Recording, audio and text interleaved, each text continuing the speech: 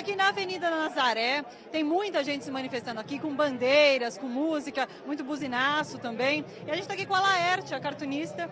Quero saber, Laerte, você estava comentando sobre a importância de ter um espaço como esse num dia de hoje para reunir pessoas que pensam diferente, que pensam de outra forma. É importante, então? Para reunir as pessoas que pensam contra o golpe, que não é exatamente pensar diferente. Quem pensa diferente são os golpistas. A gente pensa com a razão, a gente pensa com a motivação democrática. Quem pensa contra isso é que pensa diferente. E ultimamente tem sido, por muito estímulo da mídia, por muito movimento, tem sido estimulada esse tipo de manifestação irracionalista e de ódio e de verdadeira destruição do espaço político de debate. Então isso aqui é uma demonstração de que esse terreno não está perdido e está sendo recuperado.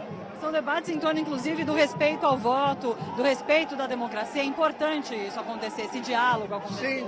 Sim, é assim que a democracia se processa, através de diálogo. Agora, para haver diálogo, é preciso haver troca de ideias, é preciso haver que todas as partes estejam disponíveis para o debate e não disponíveis para pedir golpe, para pedir intervenção militar. Essa gente não sabe o que está pedindo, essa gente não tem a menor ideia do que é ditadura. Você é uma pessoa bastante presente nas redes sociais, você tem sentido que existe essa onda de ódio nas redes sociais e nas suas também? Tem, é uma onda de ódio muito perigosa porque ela estimula o ódio do outro lado também. É um território do qual a gente tem que realmente manter distância. E ele tem sido muito espicaçado ultimamente, assim. É algo a ser derrotado. A derrota hoje não é da ideia de ditadura, porque eu acho que essa é uma ideia meio remota. É da ideia de ódio, da presença do ódio e do crescimento de tudo que acompanha essa merda, que é atentados, que é agressões, que é estupidez, truculência, todo tipo de truculência. Obrigada, Laerte. Obrigada eu. É com você, Kátia, TVT na Jornada pela Democracia. Voltamos ao vivo aqui com uma mesa agora de temas variados. Mas antes de apresentar os convidados, eu queria dizer que a gente está transmitindo novamente pela TVT. TVT está fazendo transmissão no canal, eu sempre esqueço o número, 8.1 HD São Paulo, e o site é tvt.org.br. Outra forma de participar pelas redes sociais é com a hashtag Não Vai Ter Golpe e a hashtag Jornada pela Democracia. Também dá para mandar perguntas por e-mail, comentar no e-mail jornadapelademocracia@gmail.com. Então a gente começa aqui com uma mesa interessantíssima. A Léa falava aqui comigo, mas qual é o tema central? Não sei o que. Eu falei, são muitos temas, mas todos temas que vocês dominam muito bem e não é à toa que vocês estão aqui conosco nessa tarde. Vamos lá, a gente está aqui com o Adriano Diogo, militante histórico aqui da esquerda, do PT, dos direitos humanos, Comissão de Direitos Humanos da Alesp, enfim. Dispensa apresentações. Estamos também com o padre Zé Geraldo. O padre Zé Geraldo veio aqui trazer uma temática que eu não vou dizer qual é não, padre. Fica por conta do senhor, tá? E a Léa Marques. A Léa vai falar de juventude, vai falar de CUT, vai falar de temas acerca de todos esses assuntos. Mas o tema da nossa mesa hoje, ele debate minorias, direitos humanos, juventude viva, as preocupações da juventude de hoje, Léa, a agenda de esquerda pelas gerações mais novas. Então eu queria começar com juventude. E eu tenho visto, Léa, que a gente tem uma dificuldade de fazer o debate acerca do tema e de colocar a juventude nas nossas atividades. A gente tem uma dificuldade de fazer a juventude entender didaticamente o que é a política e, principalmente, construir conjunturas que eles possam acessar de uma forma mais fácil. Então, eu queria que você fizesse um comentário sobre esse cenário da juventude. Por que a juventude, que está nas ruas lá na Paulista, por exemplo, parece que tem uma minoria também, e o pessoal estava falando que há pessoas mais experientes que estão indo para as manifestações. Por que essa juventude não acessa lá, mas a gente também tem uma dificuldade aqui? Queria que você, então, fizesse um panorama sobre isso. Tá certo. Bom, boa tarde a todos e todas. Fico muito feliz de estar aqui num domingo com todos vocês, defendendo a democracia, defendendo o que a gente tem de mais importante no nosso país, que é o direito à livre expressão, o direito a gente se conversar, se entender e fazer o Brasil caminhar para frente. Com relação à pergunta da Kátia, bom, se a gente tivesse todas as respostas prontas, certamente a gente também estaria aqui muito mais feliz e muito mais tranquilos de estar com toda a juventude aqui ao nosso lado. Não temos todas as respostas prontas. Mas certamente, Kátia, eu começaria dizendo que em todos os momentos importantes do nosso país, a juventude foi decisiva. Não houve e não terá nenhuma transformação social no nosso país sem a participação da juventude. A juventude ela é fundamental e para nós que queremos uma transformação a favor da maioria, ou seja, a favor da classe trabalhadora, a gente precisa começar a enxergar essa juventude, que muitas vezes não acessa como o que a gente já tem de mais tradicional, mas que está muito viva fazendo política. A gente não precisa explicar, chegar lá e mostrar, olha, é assim. Eles estão fazendo saraus nas periferias, eles estão fazendo atividades culturais, eles estão fazendo atividades educativas. Eu acho que é esse o desafio. São os movimentos, os partidos mais tradicionais entenderem que agora é preciso dialogar, não é necessário ensinar, porque essa juventude já aprendeu. Essa juventude aprendeu que é no espaço da democracia que ela vai se inserir. Essa juventude aprendeu que ela tem direito a falar, que ela tem direito a ser escutada e ela quer isso. Porque se não derem, aí ela vai para o outro lado. Porque ela quer hoje, ela quer viver o seu hoje, ela não quer mais ser o futuro do país. Nós somos o hoje. Então essa juventude está fazendo muita política, essa juventude está antenada com o que está acontecendo. O que ela não quer mais é apenas servir de uma simples base ali que você chega e fala, vem com a gente, do que eu já construí. Ela quer construir junto. Acho que é essa a nossa dificuldade. Abrir para a juventude construir junto. E é construir junto mesmo. Porque a gente da juventude, a gente não quer simplesmente falar, olha, Adriano e Diogo, olha, Wagner, olha todos e tantas que nós temos um absoluto respeito e agradecimento por tantos anos de luta. Obrigado, já foi o seu tempo. Não, a gente quer construir junto. Acho que é nesse convívio de gerações que a gente vai conseguir, de fato, conseguir mais força para fazer o nosso projeto avançar e para conseguir fazer, assegurar a democracia no nosso país. Terminando rapidamente, que acho que tem a ver, eu vim com a camiseta da Dilma, que é a bom, quando ela era jovem, certo? E aí é uma foto de quando ela tinha 19 anos, de quando ela foi presa pela ditadura militar. E essa foto, ela simboliza muito, inclusive para a juventude. Porque a gente tem muitas críticas ao governo da Dilma, tem muita coisa que precisa mudar. Agora, quando a gente se enxerga nessa camiseta aqui, a gente se enxerga porque a gente fala, ela foi uma jovem que assegurou, que deu a sua vida, se necessário, para lutar pela democracia do nosso país. E isso, essa geração da juventude, vocês podem ter certeza, faremos a mesma coisa. Muito bom, né? Só queria ficar mais um pouquinho com a Léa antes de passar para o Adriano e para o padre. Como é que é a sua atuação enquanto juventude cutista? Como é que isso funciona? Porque eu acho que tem muita gente aqui que está curiosa de saber. Você falou de juventude num âmbito geral, num panorama específico ou não, mas eu queria entender um pouquinho como é que você atua e quais são as suas frentes de batalha primordiais dentro da CUT. Bom, a juventude da CUT é uma juventude que está aí chegando também para balançar também no movimento sindical, para também ser ouvida. A gente tem bastante diálogo com a juventude rural, é uma juventude bastante organizada. A juventude rural, ela encontrou aí os caminhos para também ser ouvida no movimento sindical. E a juventude urbana, né? A juventude metalúrgica, a juventude bancária, a juventude do serviço público, enfim, todos os ramos do trabalho também tem a sua juventude, porque a gente se renova sempre. Agora, a nossa dificuldade é muitas vezes justamente conseguir explicar e ser entendido de que jovem não é só estudante.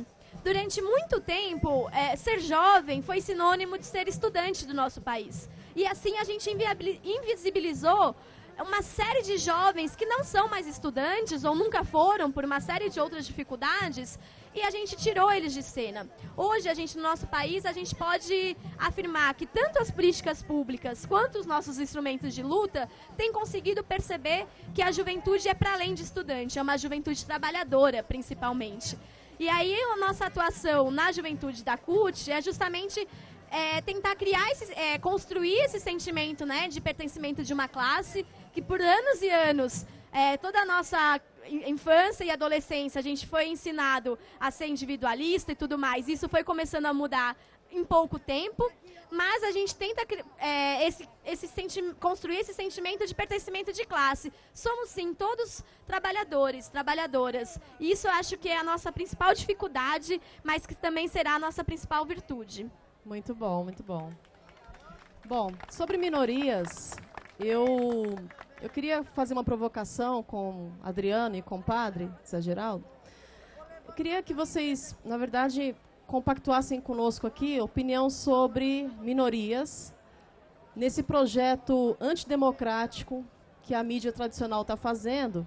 E por que a mídia tradicional ela ataca tanto o nosso projeto e nos trata como minoria e trata o projeto democrático como um projeto desvalorizado?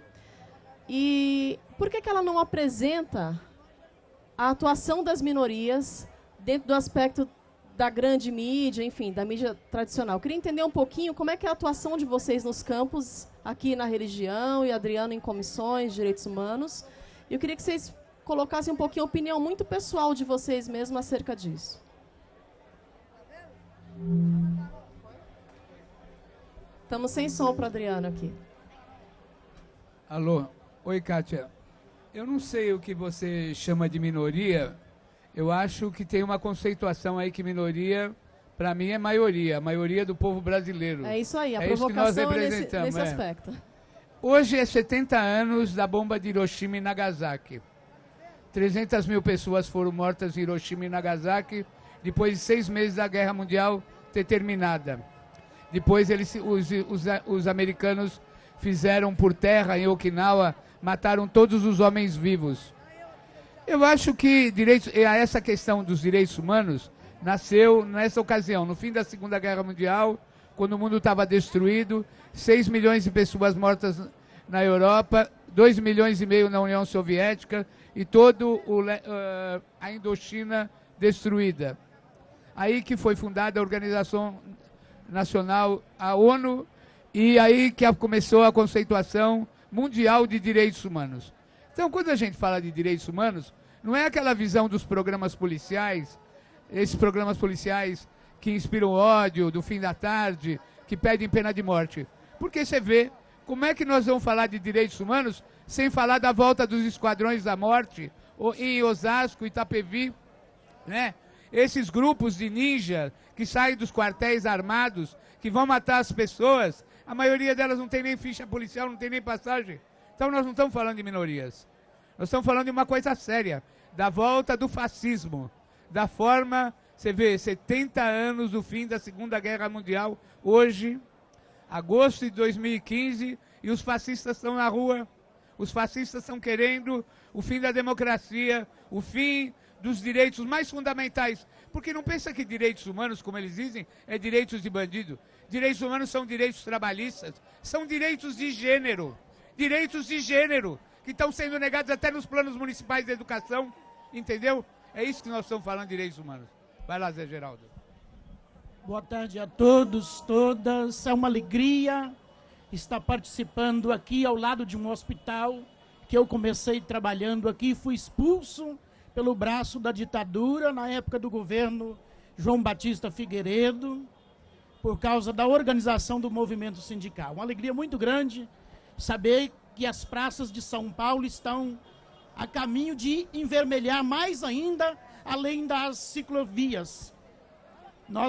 Eu quero falar, quando fala da minoria, eu queria dizer aqui, trago um dado triste, que é o dado das prisões. Eu trabalho nas cadeias em São Paulo, e a grande maioria que estão presos, para dizer, mais ou menos 95% são jovens. ela me falou da juventude, isso traz uma tristeza no coração da gente. E vocês sabem a proposta que eles têm, é a proposta de baixar a maioridade penal, é a proposta de prender mais e mais e mais ainda, porque na cadeia nós podemos dizer que é a corrupção da corrupção. Um preso no Brasil custa R$10.500. A metade deste dinheiro daria para você salvar a família com os presos e mudar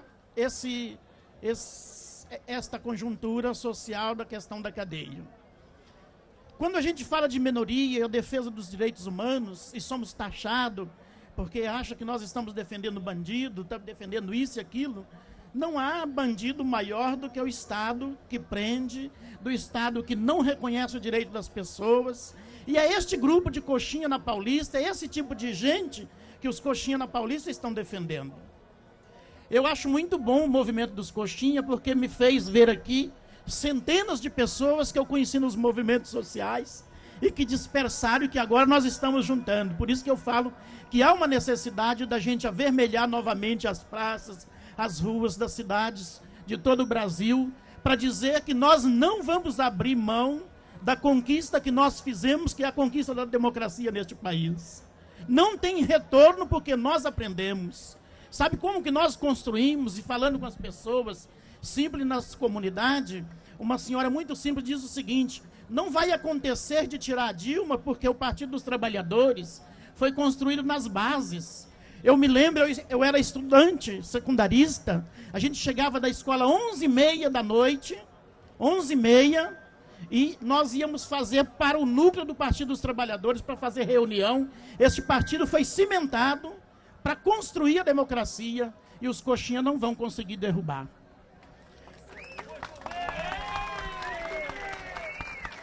Bom, eu vou abrir para perguntas. Eu queria fazer um bloco de 3 ou 4 perguntas aí? Posso? Então vou para 4 perguntas.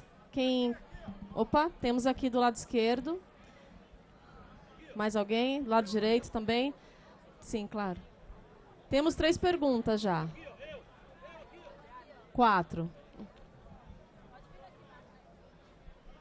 Vamos lá.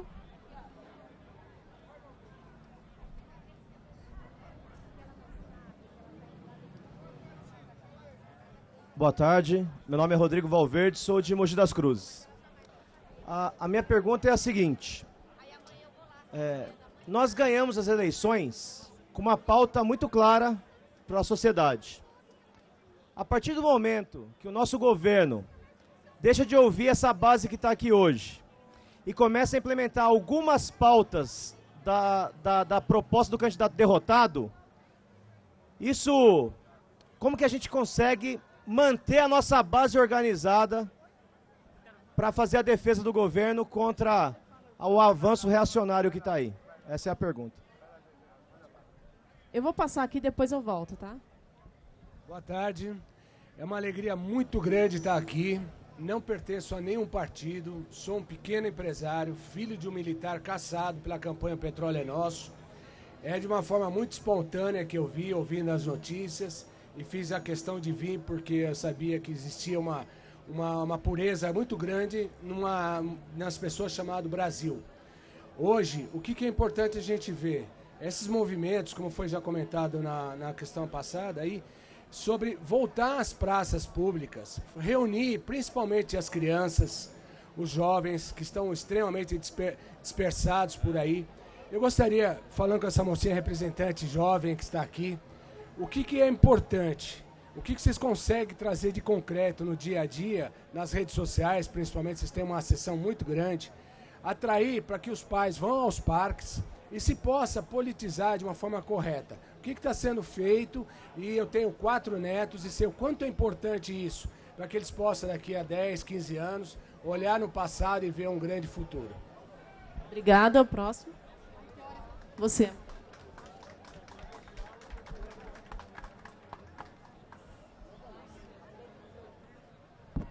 A minha pergunta vai aqui para o nosso nobre deputado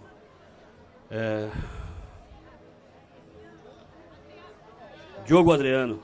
Desculpa, é porque eu estou cansado, eu tive que fazer um trabalho. Não, Adriano. Diogo, Nosso trabalho é grande e árduo. E para falar com propriedade, você precisa conhecer os dois lados da moeda. 30 anos de PT. E a minha pergunta é o seguinte.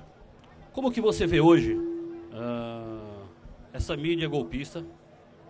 E a segunda pergunta é o seguinte. Como é que você está vendo essa reaproximação do PT com a base?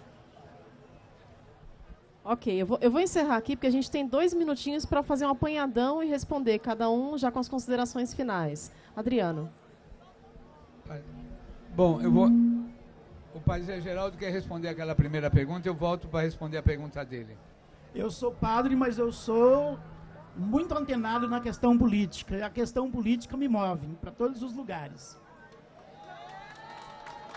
E eu achei interessante a pergunta que ele fala do programa de governo, e é o que eu escrevi esta manhã nas redes sociais.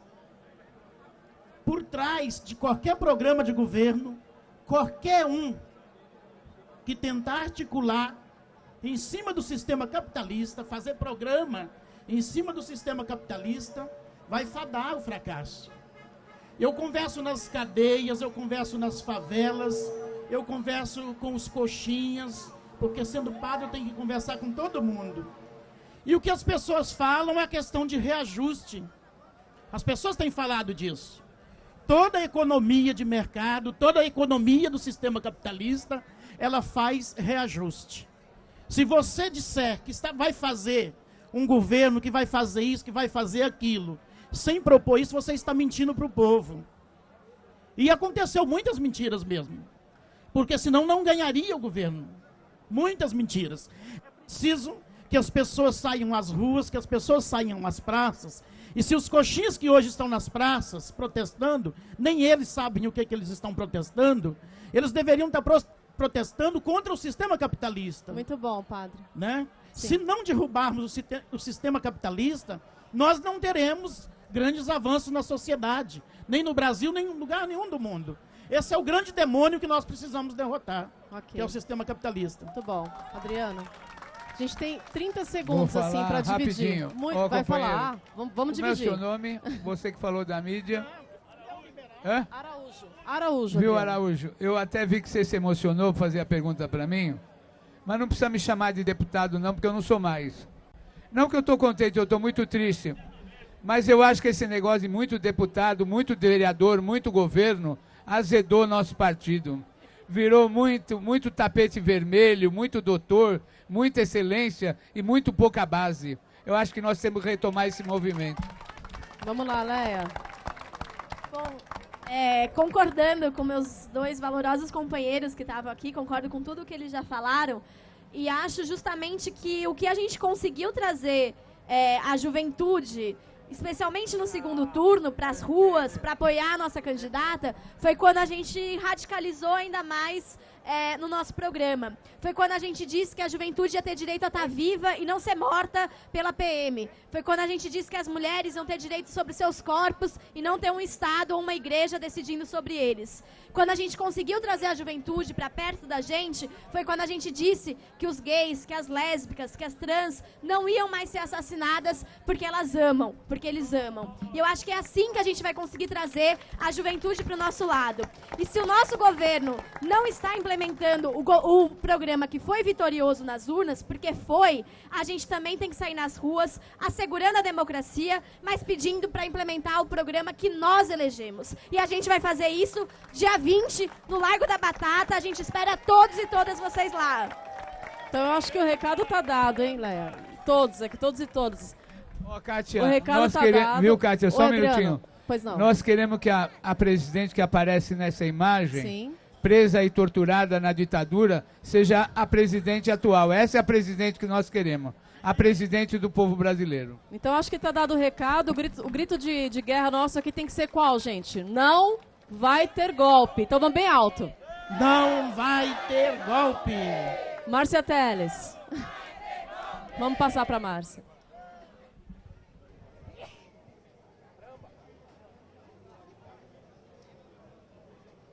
Olá, bom, nós continuamos nessa cobertura da terceira jornada pela democracia que está acontecendo aqui em São Paulo, organizada pelos movimentos sociais, movimentos populares organizados, pelo movimento sindical, aqui ao lado do Instituto Lula. Não por acaso, aqui há alguns dias a sede do Instituto Lula foi atacada com uma bomba caseira. Esse aqui é um ato pela democracia, contra atos como este. E nós vou conversar agora com o Gessé Costa, que é presidente do Sindicato dos Bancários de Guarulhos. Como é que você vê? Torcida de Guarulhos. Como é que você vê a importância de um ato como esse aqui hoje? Olha, é um ato muito importante, porque a democracia é o principal bem da sociedade, bem dos trabalhadores, né? Sem a democracia, nada do que a gente conquistou nesses últimos 12 anos teria acontecido. Nada de ganho real, nada de benefício aos trabalhadores, nada de crescimento econômico. A democracia, sem a democracia, nada disso teria acontecido. Eu acho muito correto o povo estar aqui, as representações sindicais, políticas e sociais estarem aqui para garantir esse direito que é o melhor que a gente tem na nossa sociedade. Ok, muito obrigada pela sua participação. Vou conversar agora com o Roberto Guido, que é secretário de comunicação da APOESP, Sindicato dos Professores do Ensino Oficial do Estado de São Paulo. Como trabalhadores, professores do Estado de São Paulo, qual a importância de um ato como esse? Para nós, professores do Estado de São Paulo, é fundamental estarmos participando da defesa da democracia contra qualquer atitude golpista. Principalmente se considerarmos que foram nos últimos 12 anos que nós conseguimos grandes avanços na educação, a saber, a lei do piso salarial nacional dos professores, a saber, o Plano Nacional de Educação, o Fundeb, né, com um novo mecanismo de financiamento para a educação e principalmente a garantia de que os recursos do pré-sal, portanto a defesa da Petrobras para nós é estratégico, os recursos do pré-sal vão para a educação. São esses últimos governos, tanto da Lula do Lula e de Dilma, que garantiram esses avanços. E nós não vamos admitir nenhum retrocesso e nenhum tipo de quebra do jogo democrático. Por isso os professores, né, não se hesitam, né, de estar, num momento como esse, participando dessa ação em defesa da democracia contra qualquer atitude golpista no nosso país. Bom, os professores de São Paulo estão com embate com o governo do Estado, que quer descontar os dias parados durante a greve dos professores. Até o presente momento, vale a liminar que a POESP obteve no Supremo Tribunal Federal, através do ministro Lewandowski, né, que exige o pagamento dos dias parados. A decisão do TJ aqui em São Paulo não diz respeito a essa decisão que foi tomada no âmbito do Supremo Tribunal. Portanto, até o presente momento, o governo do Estado tem que cumprir e ponto final. E outra mobilização também dos professores diz respeito ao projeto do senador José Serra, que quer reduzir a participação da Petrobras na exploração do pré-sal, que pode diminuir os recursos também para a educação. É exatamente o que representa essa agenda conservadora e golpista, não é? Além de querer derrubar a Dilma, implantar projetos que vão na contramão, no retrocesso das políticas sociais que a gente avançou, inclusive nessa questão do financiamento da educação.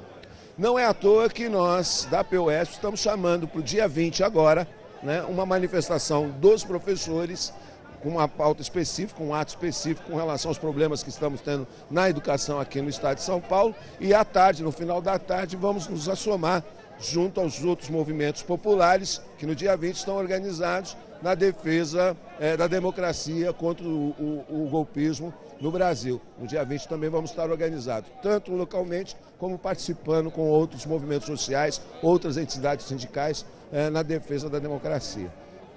Ok, muito obrigada pela sua participação.